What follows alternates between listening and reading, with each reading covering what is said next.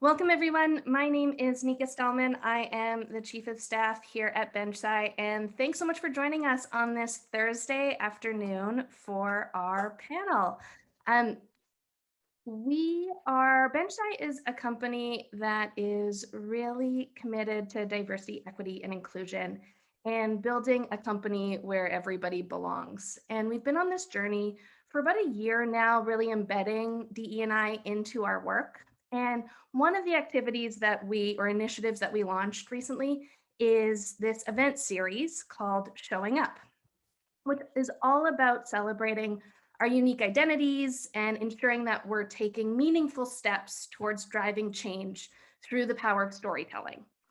And so today we are so thrilled to be welcoming an amazing lineup of panelists. And I want to take a moment just to thank them for joining us today. I'm really thrilled and excited to hear them share their stories. And with that, I am going to hand it off to Danielle, one of our customer success managers, who is going to do a bit more context setting and introduce our panelists today.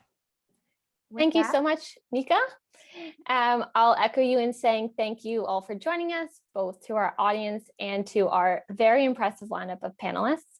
I'm very honored to be the one that gets to host our event today and to be celebrating Asian Heritage Month. We recognize that the people within the Asian community do have a multitude of different experiences, each shaped by personal circumstances, intersections of identity, and the broader society in which we live. One panel, one conversation, or 1 month cannot even begin to share the many stories and experiences within this community. Which brings us to today, where we are fortunate enough to hear from 4 voices within the community, as our panelists have very generously offered to share their personal stories and experiences.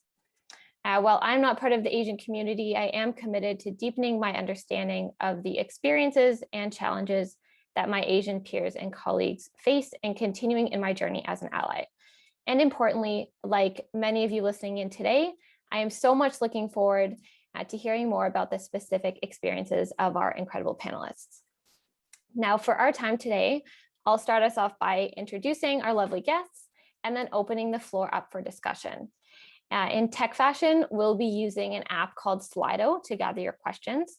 So to suggest a question, simply go to slido.com and type in the code that you can see on the screen there, which is 333857.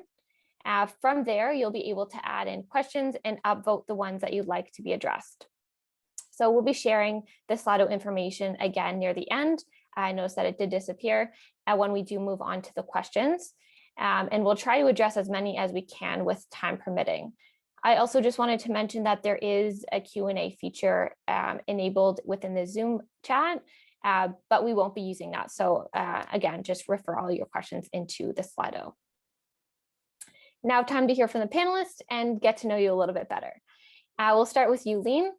Leen Lee is currently the CEO of the Wealthsimple Foundation, with a mission to enable a brighter future for everyone in Canada through access to post-secondary education, regardless of their background and family wealth.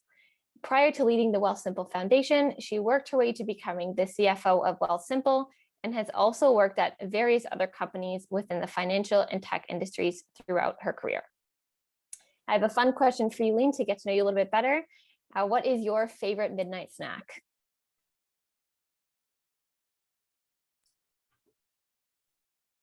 Water. Wow, so healthy. So first is I go to bed before 10:30 right now. It's like a part of the aging process. I want to make sure that I have enough 8 hours sleep, so I don't do snack after 10:30. But for fun, at night I do dates. So the dry dates that you can get from Chinese grocery stores. My favorites. Impressive bedtime. I try and aim for 10:30. Sometimes it's a little bit later, but it's a good goal. Next, we're joined by Cheng. He is the Chief Technology Officer for Kepler Communications, and his mission is to build the internet in outer space. Prior to joining Kepler, one of Wen's roles was working at Bombardier Aerospace, designing the next generation of business jets, and he loves to tackle big, hairy, audacious goals, so it does sound like he's in the right place. Wen, if you could become an expert in something else completely outside of aerospace, what would you choose? Basketball player. Okay. Well, no, Choice. it's a hobby thing, but I know like it's kind of hard because the height thing. But you know what I mean. You like the big goals, so I'm sure that's something you I can know. tackle. Thank you for your answer. Next, we'll move on to Yuko. Yuko Naka is the Regional Vice President of Customer Success at Backbase, which is a field dear to my own heart in customer success. She has over 20 years of experience in customer success, digital transformation, loyalty, and business growth and management, and started her career leading brands through the transformation to the online world. Now, my question for you is, which sport would you compete in if you were in the Olympics? Tennis. Not that I can play tennis. I don't actually think I've ever played tennis, but I love the power of the especially the female players and the outfits. I'm sorry. There's a fashion component to it. I'm sorry. Absolutely. Definitely tennis. It's a good choice. And finally, we're also joined by Alan Lau. He is the CEO and co-founder of Wattpad, which is the global multi-platform entertainment company. And he leads the company's vision to entertain and connect the world through stories. He is also the co-founder of Two Small Fish Ventures and is a rocket scientist at heart. Alan, my question for you is, which is one movie that you think everyone should watch? Well, I try to pick a Wattpad movie, perhaps, but that would not go well.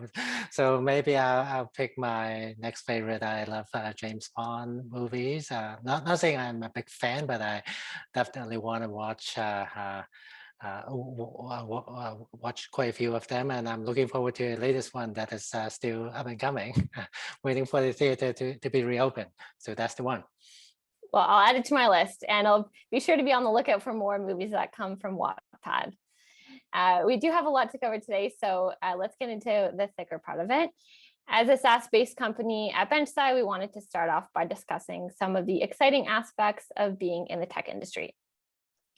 The opportunities within tech, and especially within scaling companies, can really be incredible. And as we've seen the world transform to become more and more digital, the speed at which these disruptive technologies are arriving is only accelerating, and really they're changing the way that we live. So my first question for all of you is around what drew you to the tech industry and what excites you about working in the industry. I'll start with you, Yuko. You did a master's in sociology. So what was your journey like to tech, and what has kept you here over the years?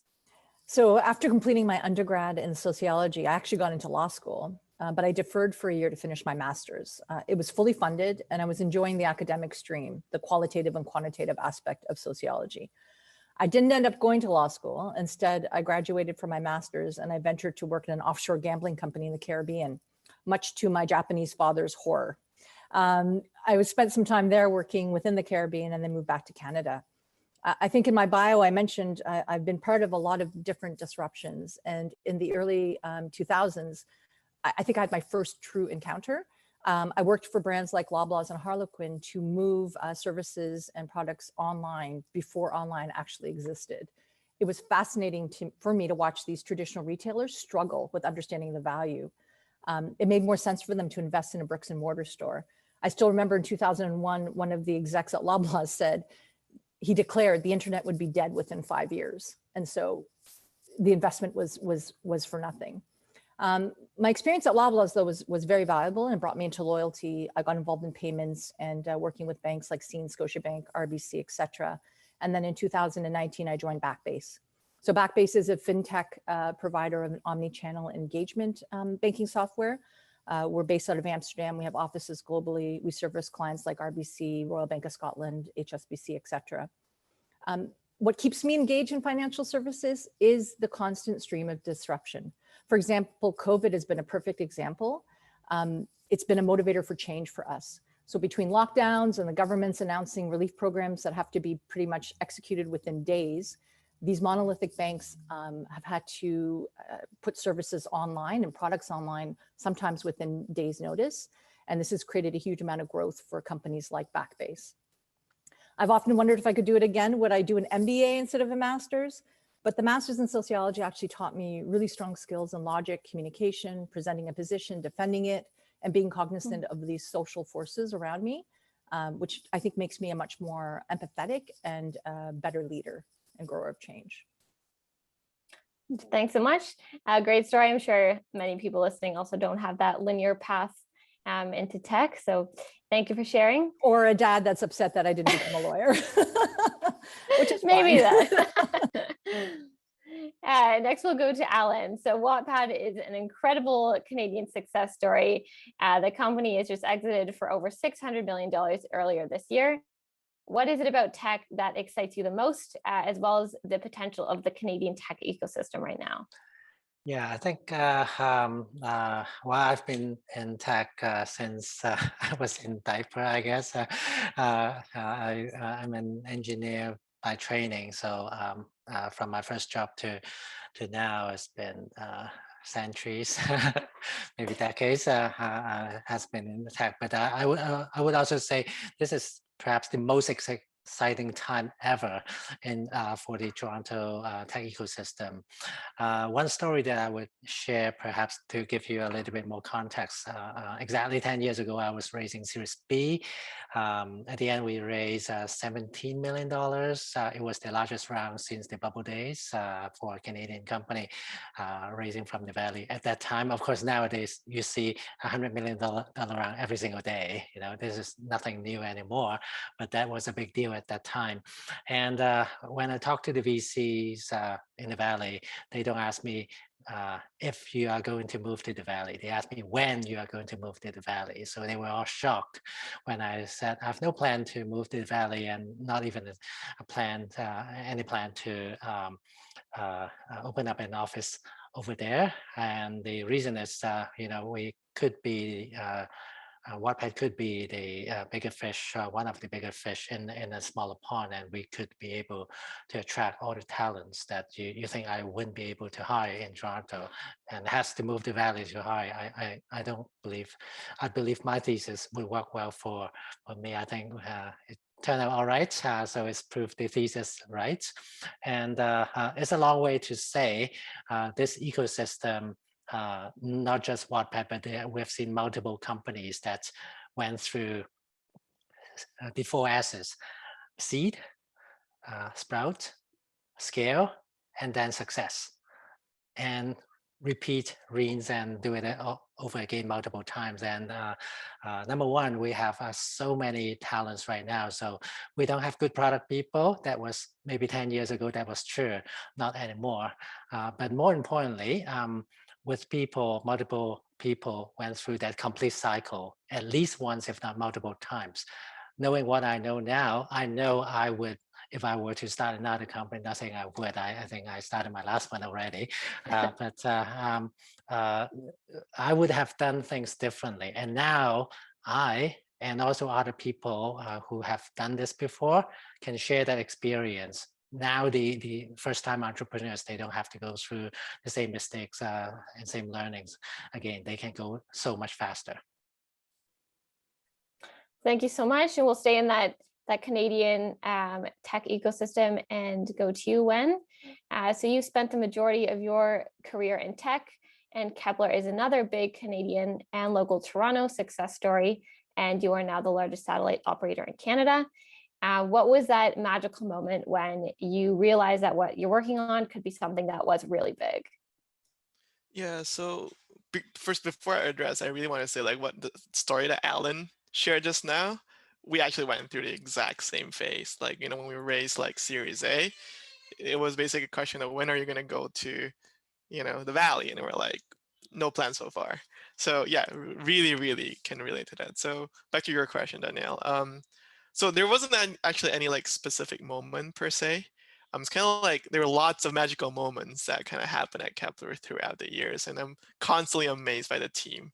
But you know, again, if you were to absolutely point a gun at me and say what would be it, right? I can say, you know, the very first thing that kind of we did was like the first satellite that we put to space was kind of like the magical moment, because you know it was during the formative years of Kepler. We only have a skeleton crew of like less than 20, and we built and launched our first satellite within 12 months of just an idea, right? So we even beat SpaceX at their own game. So they announced that they're going to go and like build the satellite that works in this certain frequency that we're also working in, And then we just kind of like rushed it, put a satellite together, launch it to orbit a couple months before they launch our first satellite to orbit. It's really like a David versus Goliath moment.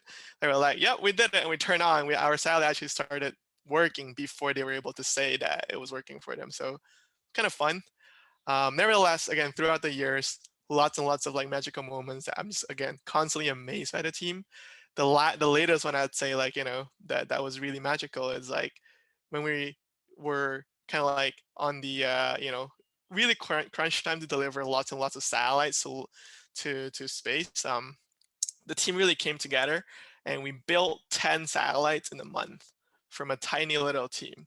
So that's kind of like that's like, it really shows like, the team that we have, the enthusiasm that they bring to work, and really the attitude where like no problem is too hard to solve. It's about figuring it out and like work together and just, get it done kind of thing. So yeah, really the magical moment is the team, the team that we have at Kepler. Really, really enjoy working with them.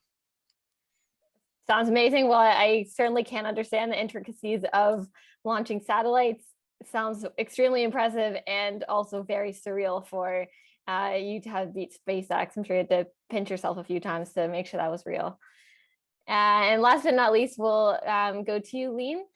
You joined Wealthsimple almost 5 years ago as a head of finance and then progressed quickly to the CFO and now CEO of the Wealthsimple Foundation. Can you tell us a little bit about your journey there and what is one of the things that you are most proud of? Sure. So first, when you launch next satellite, you need the volunteers. Like I'm all here. I don't know how I can be useful. I can do anything. Just want to, be able to say I built a satellite in my life. That sounds very, very exciting. So hi everyone.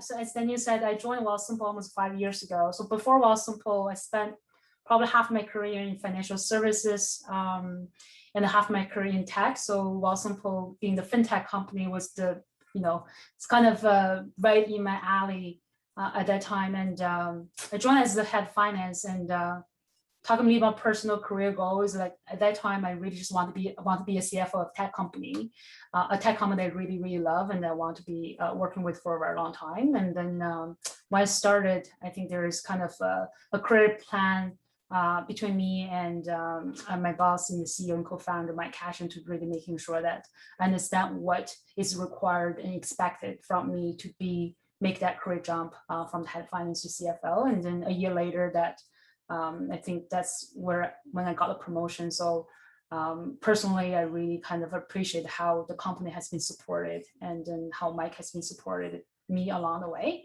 I've been there I think I was on the CFO post for about 3 years, a little bit after this, over 3 years. And what's kind of interesting is lots of times you make your career decision or career passion based on your personal reflection. And then I think Wealthsimple was actually the years that I spent lots of time doing my self-reflection and self-discovery, really to push myself to think about what I want to do in the long run. And then I personally really passionate about education based on my background experience. And there was a great opportunity within the Wealthsimple to really help me to make that jump again, to do something that I'm super passionate since I was young at this time. So when the opportunity show up, that's what I learned. I think actually thanks to one of the Alan's talk I went many years ago, take a risk and jump opportunities, don't think too much about it. So I really took heart of that. And then I made the transition late last year to lead the Wealthsimple Foundation. We're still fairly early and there will be some exciting news coming up in this year, so stay tuned.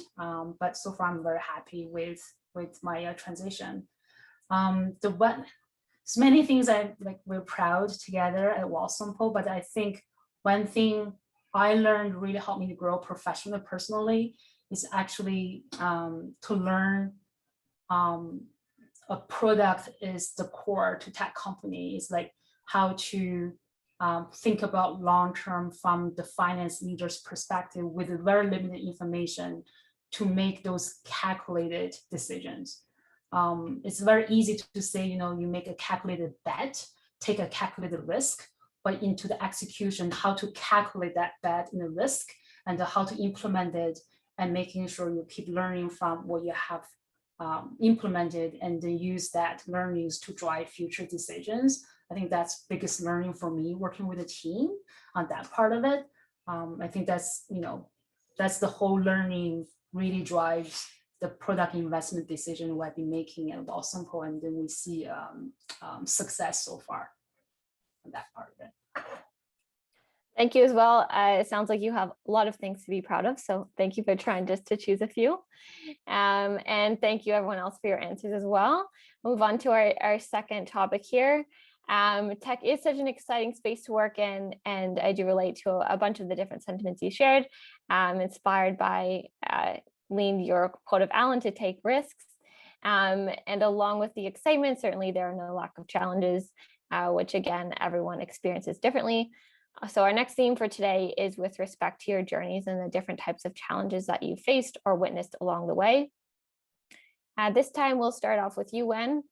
Looking back at your journey thus far, what are some of the biggest challenges that you've experienced in your career to date, and how has your Asian heritage played a role in some of those? Interesting question. I mean, I wish I would have heard from Alan 10 years ago. Then it wouldn't, I guess, wouldn't have played that big of a deal in my biggest challenge in my career so far. So obviously the biggest challenge is quitting a stable paying job at a large company, Bombardier, to go and start a company on your own with, zero revenue, $0 in the bank, and not knowing when you're going to get paid for the next however many years, right? So, and tying that a little bit into the Asian heritage, if you will. I mean, there's this kind of stereotypical thing that, the parents, kind of can relate to what Yuko is saying, right? It's parents, once you get a really stable paying job, they kind of just want you to own it and grow in the company. And then you kind of one day you tell them, look, this is not what I want to do. I want to take a risk, but I don't have any more to that other than I'm really passionate about this. I want to try it out. And if I fail, it's okay, I can start over again. But obviously it doesn't go over very well to the parents. So obviously the biggest challenge is taking that leap of faith and then convincing the family, the parents, everyone that it's the right thing to do. So that's kind of I don't know if that directly answered your question, but yeah, that Asian heritage, that definitely put in quite a lot of challenge more in the personal note, kind of you want to take a career that way, but it creates that kind of personal challenges.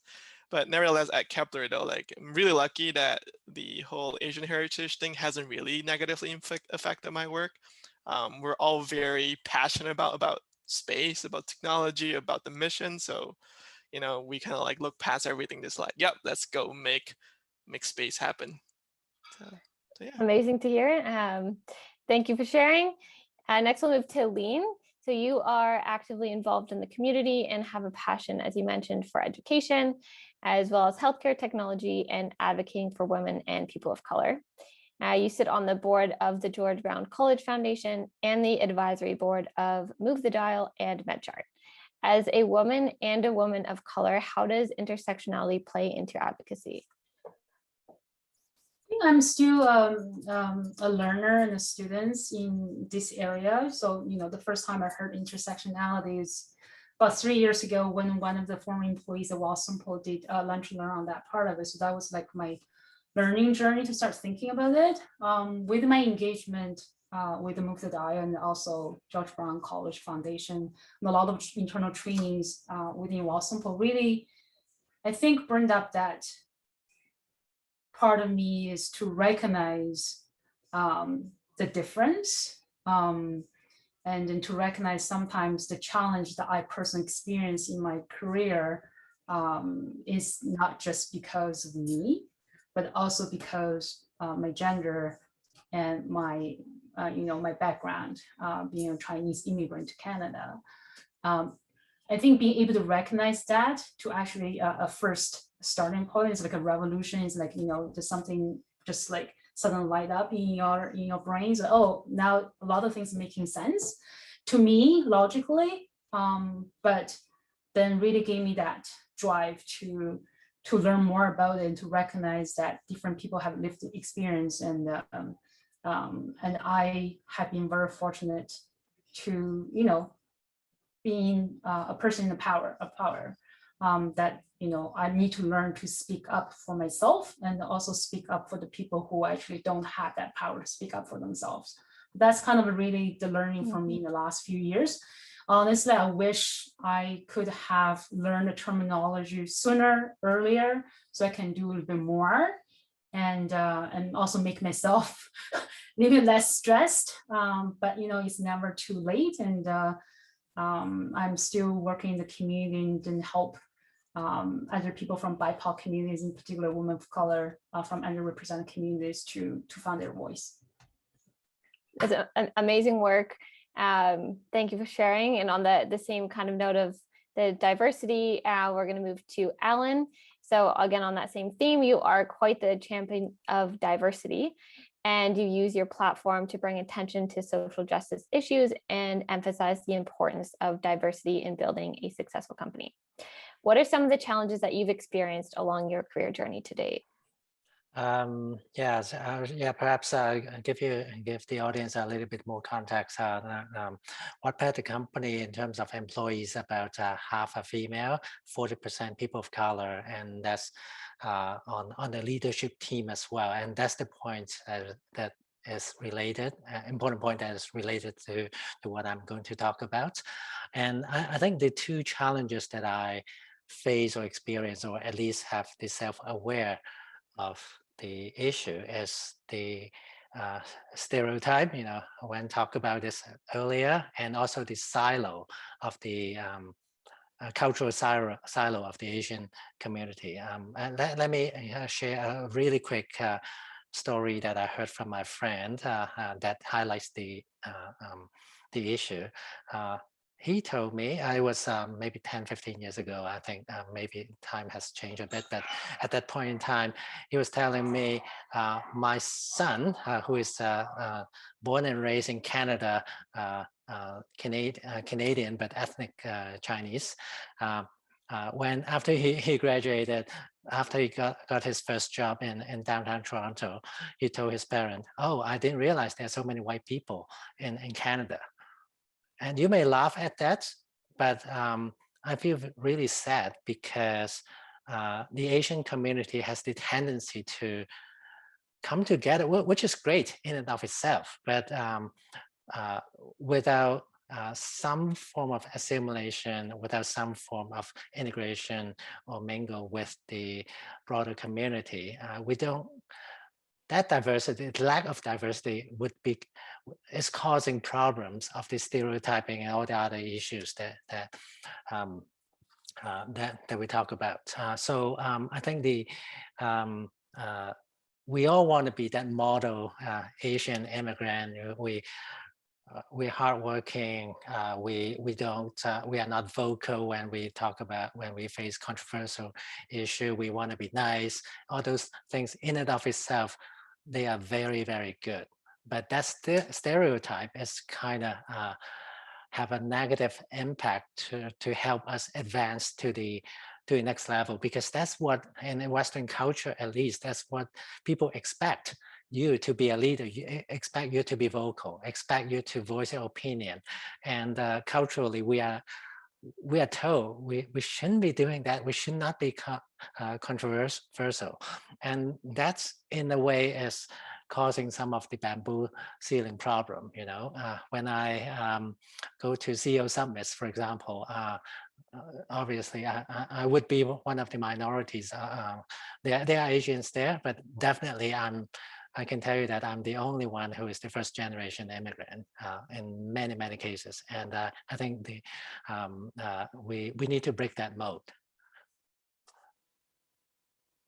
Yeah, thank you. And with the first generation immigrant on kind of the similar theme, I'm going to switch to Yuko.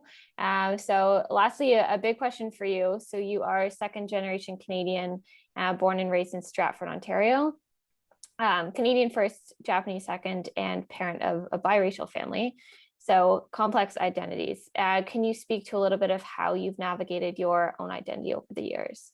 Yeah, so being born in Stratford, and Stratford had a population of just over 20,000 when I was growing up, my identity has solely been grounded in I'm different and just an innate search for belonging. We were the only Japanese family in the city, and I was one of 2 visible minorities growing up in every grade during school. So at times it was a painful experience, being teased and taunted, and parents didn't want me to date their sons. And then even living in the Caribbean, it was very clear that I was different. At the same time, I look Japanese. My name is Yuko, but I was born in Stratford and I don't speak the Japanese language. My parents are immigrants to the country, but I cannot fully connect with the Japanese culture either.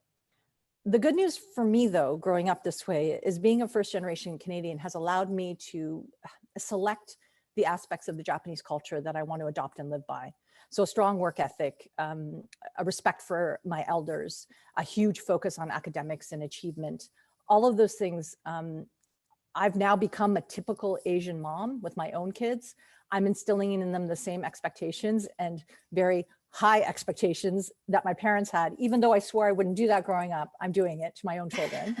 And the interesting factor for me is, since having kids, my whole identity and the ramifications of race has been amplified by the fact that both of my sons are biracial, half Japanese and half Jamaican. And this has created an entirely new lens on inclusion and racism for me. Being Japanese Canadian in a small town 40 years ago came with many experiences of racism and exclusion, but watching my 5-year-old and my 14-year-old sons perceived as half Black and half Asian brings a new fear for me of their safety and well-being in this world that I brought them into. My oldest son joked with me the other day that, Mom, this combination of Asian and Black is not ideal right now. Like, with all the horrible things going on in the world, like, what were you thinking?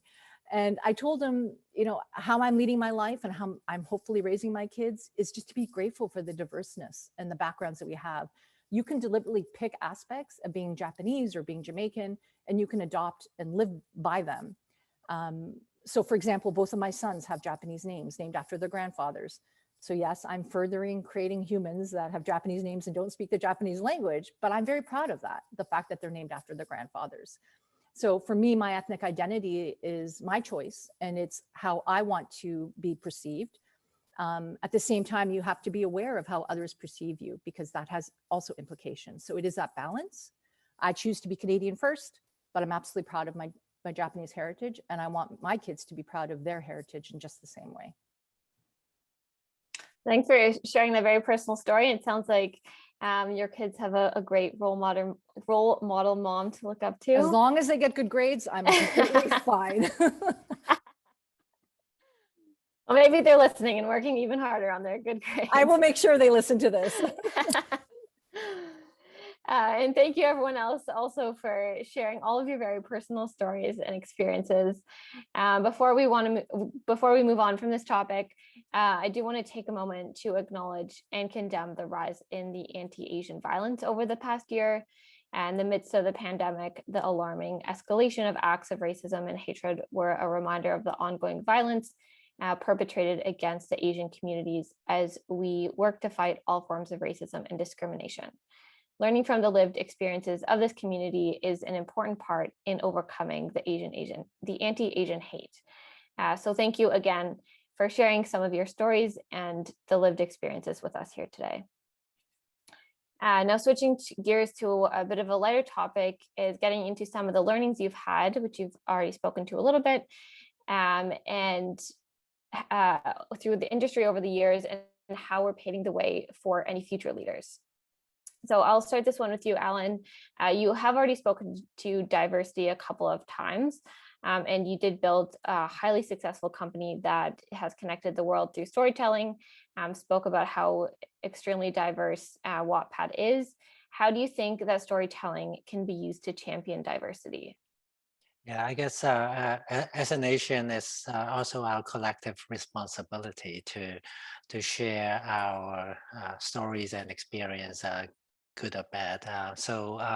For example, when the Atlantic shooting happened, I shared my opinion, my view, and my voice on LinkedIn. One thing that I was surprised is that there were so many Asian reach out to me and telling me, oh, I was always afraid to share my voice. I was always have the anxiety of sharing.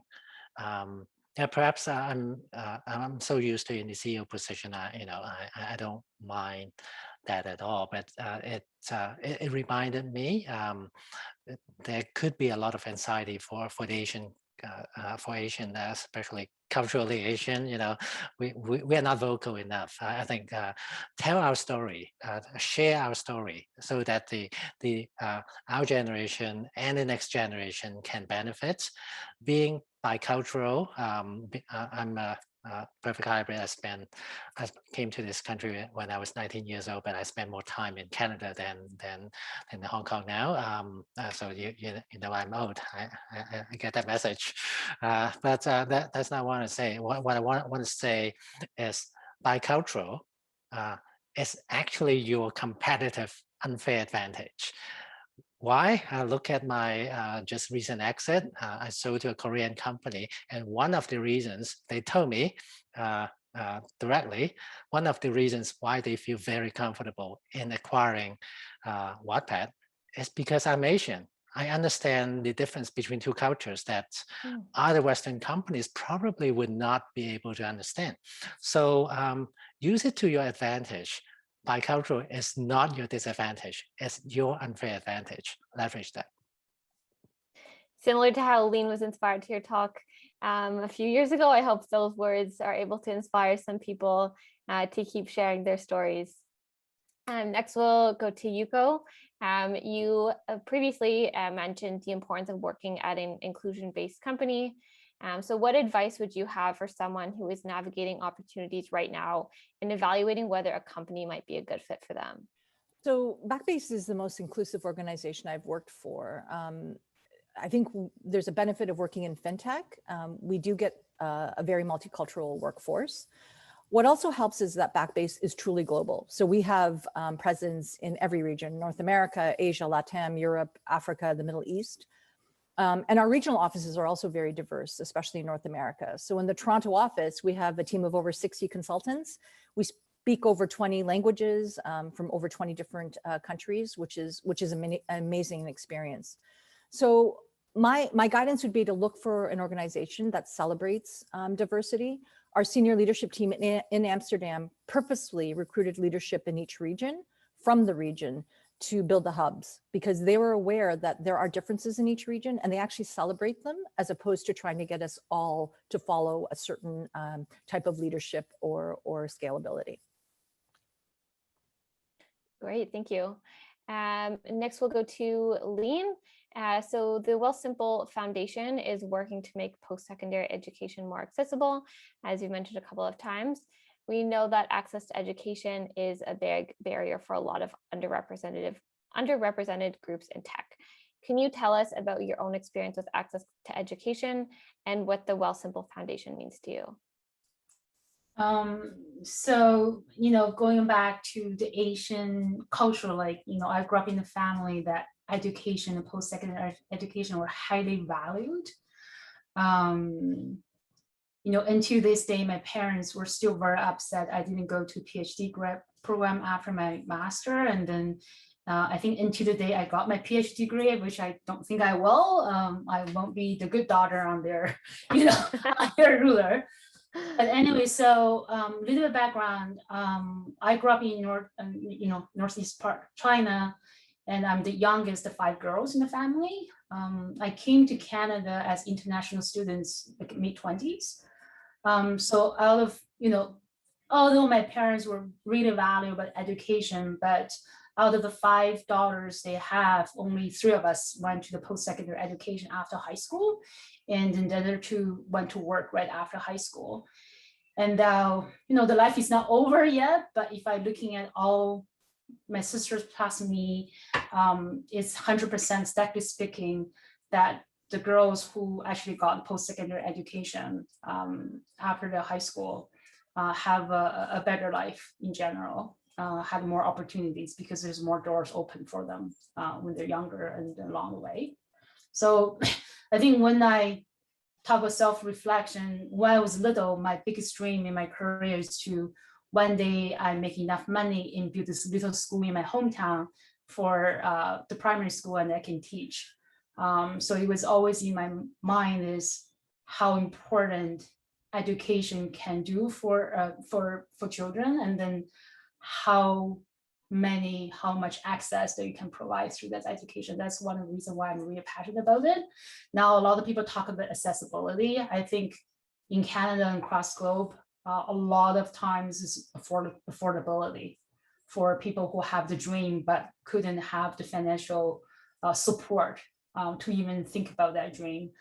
So that's why with Wealthsimple Foundation, what we're trying to do is really to make sure that we can help the students and then kids from families and then underrepresented communities to save for their future education, and then to actually pursue the dreams. It's for me, it was really to my heart. So I think I haven't ever talked to me in public. It's like moving to Wealthsimple Foundation is very personal. And then it's very interesting. It's like I always thought like once I retire, I'm first generation immigrant. I was like, oh, I want to retire. I will go home, build a school, or maybe I could go somewhere in Canada, build a school to teach little kids Chinese. In Canada would be that cute. But now I just really feel I'm very lucky that I have the opportunity to do it now and to do it at a much bigger scale to actually help a lot of people in Canada to actually open up doors.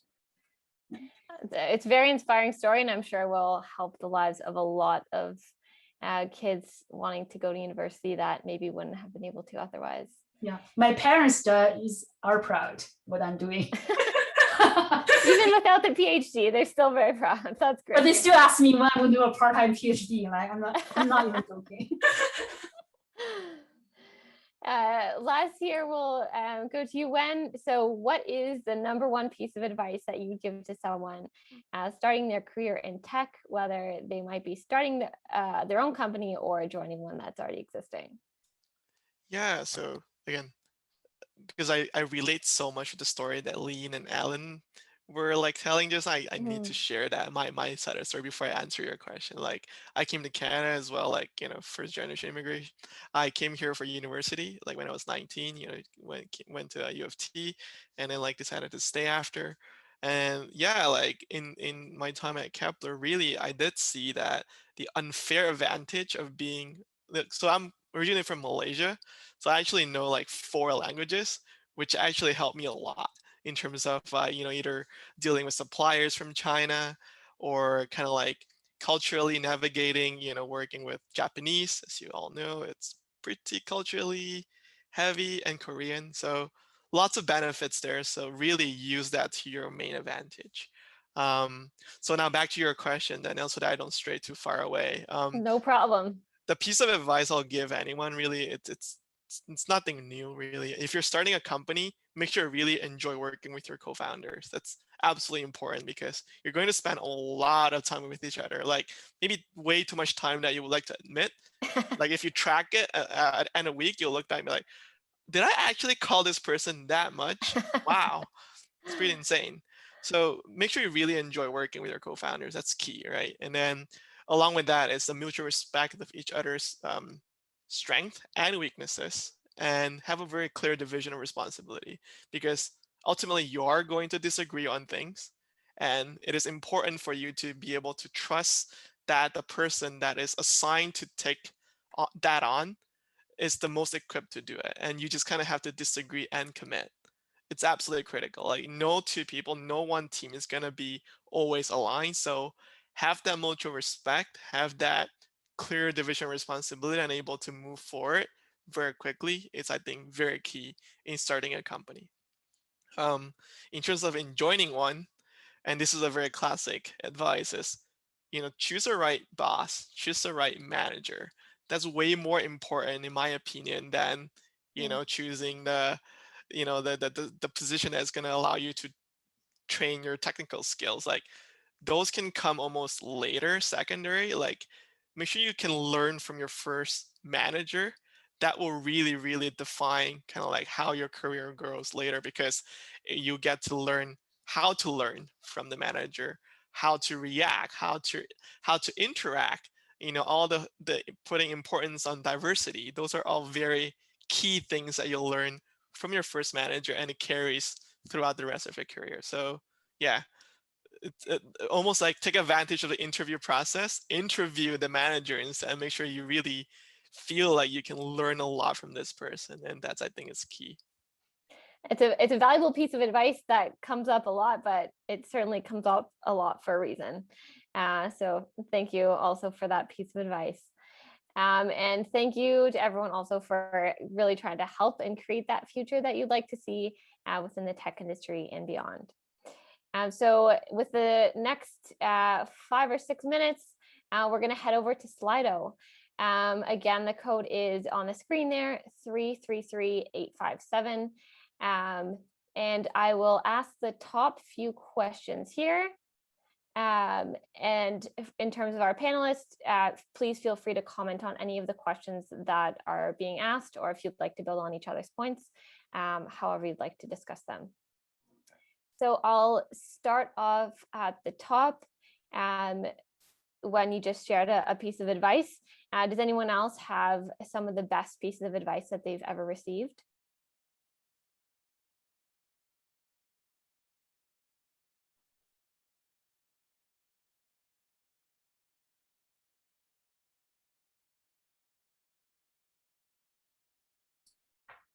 Thinking faces.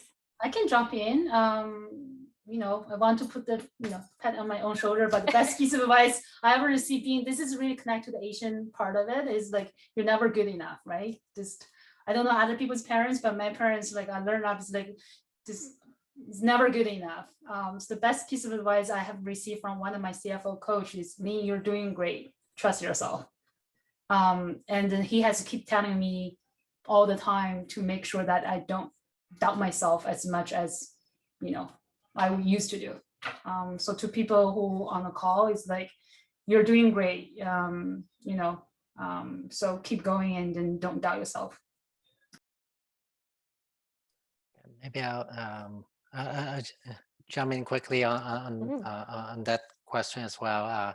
I guess fortunately, I've received a lot of great advice over the years, but that it comes down to one piece of advice that I'm sharing with other people, condensing all the other advice. So this piece of advice is for all the leaders or soon to be leaders. Your job will be changing every year. You have to feel like you are getting a new job every year. And that's how you can learn. And that's how your position would evolve.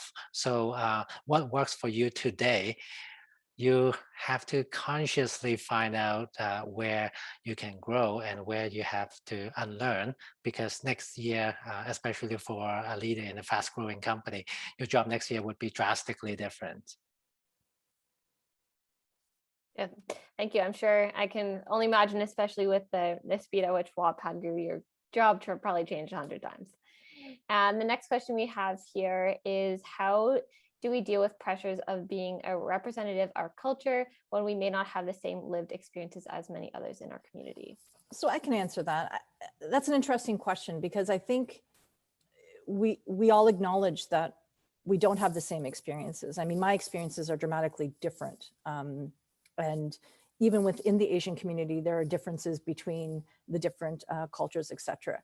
But what was very inspiring for me is when those acts of injustice against the Asian community were happening, it didn't matter if I was Japanese or if someone was Chinese or Korean. It didn't even matter if you were Asian. There was so much consolidation and support globally against that kind of behavior. So then it became about uniting with all of our Asian communities together. So I think recognizing that there are differences between different cultures is really important, because we want to celebrate our own cultures, but uniting when we need to, when it really matters, is really what counts. And I felt a huge amount of unity with people of all different cultures, including different Asian communities, which was really inspiring. Especially when a year of so much segregation, that's definitely very inspiring to have those moments of unity. I think we'll have time for one last question. The one at the top there is, have you ever felt stuck in your career, and how did you get unstuck? Any thoughts on this, or a couple seconds to think about it? I think for me, I felt stuck in my own career, and how I got unstuck was doing something about it. So you have to identify, what is the stuck point? Is it something that can be resolved or solved? Is it an issue with a project you're on or with a team you're working with? And then just making a plan and moving forward. I think all of us on the panel would agree that there's a lot of pressure on us from families and from our own identities to perform. And so taking that accountability and making change and being the driver of change, taking risks, all of that, that's the best recourse when you feel stuck. Yeah, you are the CEO of your own career. That's right. That's right. That's right. And Leen, That's the best advice, by the way. Because if you leave it up to your parents, you'll be doing your PhD or going to law school or doing a salary job, and you won't be having fun at all. So you got to take control before they do. I think like along the journey to discover why you're stuck, I think it's very important to build a network of people that you trust, who actually know you very well on both professional and personal level, to get their opinion and feedback on different options. You don't have to listen to them, everything they say, but having a different opinion from different people just bring that different point of view, and then create more options for yourself, right? Like Wealthsimple is the 6th or 7th job I had since I graduated from university. I think a lot of people tend to think about you should stay in a job for 2 years, 3 years, whenever the time. Otherwise, we'll look back on your resume. But if you personally suffer in the position, then that's not the right place for you.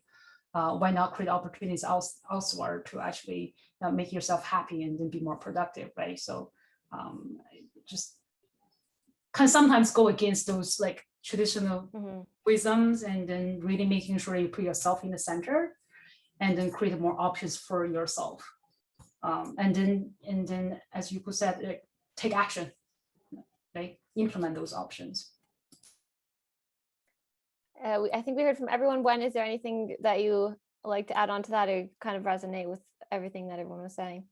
Thumbs up. Yeah, no, for sure. I think it might have been missed in there, but I think you're a CEO of your own career. That is the best advice that I think that we should all live with. So everyone's a CEO of their own company. Okay, and that's it with our time for questions. So thank you everyone also for suggesting the questions and for the answers there. The theme for Asian Heritage Month this year is recognition, resilience, and resolve. It's a call to action for all Canadians to come together to combat all forms of anti-Asian racism and discrimination. So my last question here with the last few minutes is, what is one actionable takeaway that everyone watching today can take with them to be better allies and drive meaningful change? I'll maybe start with you, Alan, and then you can nominate the next person to go next. Yeah, perhaps a little bit of repeating what I said earlier. To drive action, it cannot be like self-perpetuating here. You have to use your influence, no matter how small. Tell other people, be more vocal about the issues that we are facing as a culture or as an ethnic group. If you don't speak up, no one will speak up for you, and there will be no action. As simple as that. Maybe I'll nominate Leen. Great. I think the one theme is recognition, and also I think many panels. I think all of us talk about, although we're part of the Asian community, but we all have our own lived experience. So recognize there's a different dynamic within the Asian community, East Asian, Southeast Asian, South Asian. They're very different communities have with their own beliefs, values, and culture. So take the months to actually really recognize that what is Asian community, and then how different they are, and then to embrace that difference and to learn from them. I think that's the best way to support, really understand what we are.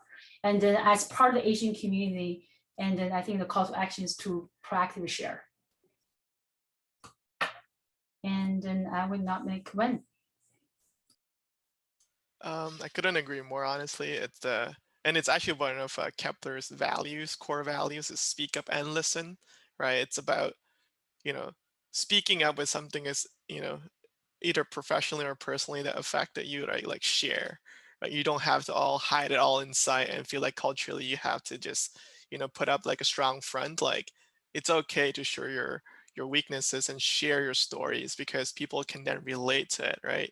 And also actively listen. Try to connect with the other party, you know, whether they're from different backgrounds or like, different culture. Like there will be things that you can learn from the other person and try to relate to it, right? Try to draw on, kind of like experiences that you've had and see how you can relate. If you absolutely can't, then at least, hey, listen, and you've learned something new that affected someone else's, and try not to repeat any kind of mistakes that went down there. So yeah, speak up and listen. I think it's key. So Yuko, last Last but but not not least, least. of course. I think my takeaway and my, from a professional and personal perspective, is to have hope. I mean, it is overwhelming sometimes when you turn the news on. My children see it, the things that are going on in the world against Asians, against the Black community, against so many different visible minorities. We still need to have hope. I know the world can't change overnight, and I certainly don't believe that there's going to be one day when there's no racism, no discrimination. But the fact that we're having these conversations, and Backbase has also opened that door for us to have these conversations, the fact that BenchSci put this amazing panel together and opened this dialogue gives me hope. Gives me hope that we're willing to have the conversation when a lot of companies, a lot of organizations are not. We have to have the hope that we can affect change. We have to. I had children. I'm sure several of you have children that we've brought them into this world. We need to have hope that we can make it better. And if it's small steps, if it's events like this today, it gives me hope that there will be change. We couldn't have asked for a better closer. Very inspiring words from all four of you, and couldn't have again asked for a better way to wrap that up. That does wrap up our time today, and I can't say enough thank yous to all four of you today, to Wen, Alan, Leen, and Yuko for joining us, sharing your stories, and thank you also to the audience for joining and asking the great questions. There were tons to take away from this session, and we hope that you walk away feeling inspired about the opportunities that lie ahead, and that you've gained some additional perspectives around how our identities impact how we show up at work. Thank you again, and please enjoy the rest of your Thursday.